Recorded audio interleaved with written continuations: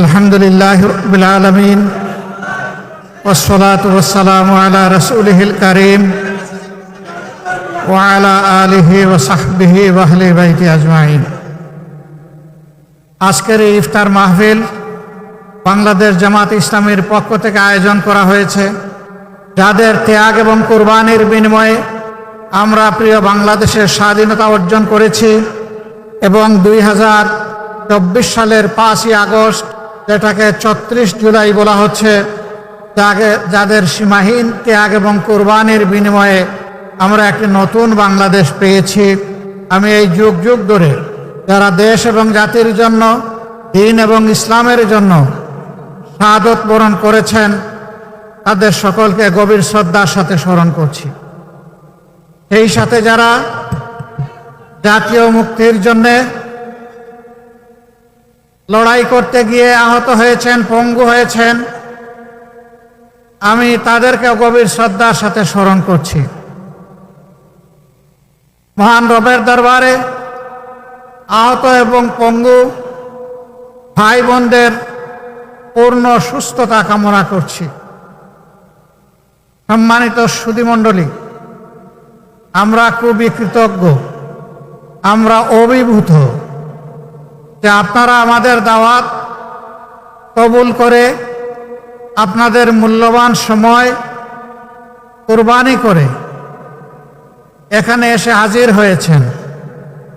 এর ঋণ পরিশোধ করার শক্তি আমাদের নেই।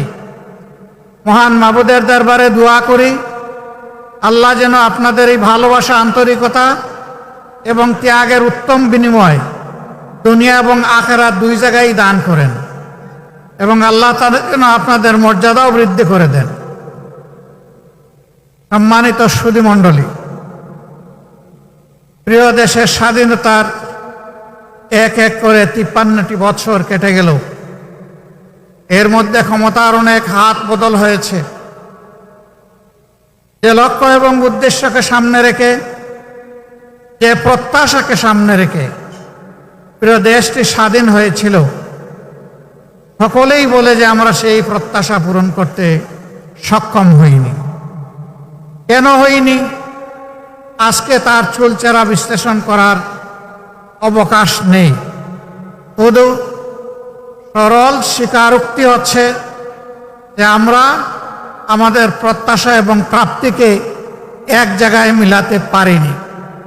সম্মানিত সুধীমণ্ডলী, একটি ন্যায় ইনসাফের বাংলাদেশ, একটি বৈষম্যহীন বাংলাদেশ, একটি নিরাপদ বাংলাদেশ, এই এতটুকুই আমাদের চাহিদা ছিল। কিন্তু দুঃখের বিষয়ে চাহিদা পূরণ হয়নি।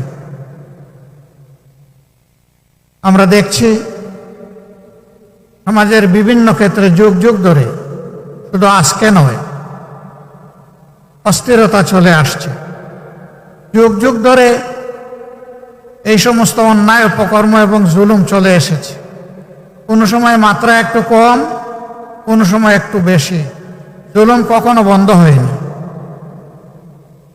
এবং জুলুম থেকে জাতি মুক্তিও পায়নি। তার সবচেয়ে নিদারুণ শিকার হয়ে মাত্র 2 দিন আগে সারা বাংলাদেশের মানুষকে কাঁদিয়ে 8 বছরের একটা শিশু শব্দহীন চিৎকার দিয়ে বলে গেছে, লজ্জা, লজ্জা এই সমাজ, লজ্জা এই দেশ, লজ্জা এই জাতি। আমরা 8 বছরের একটা শিশু ইজ্জতের নিরাপত্তা দিতে পারিনি। হ্যাঁ,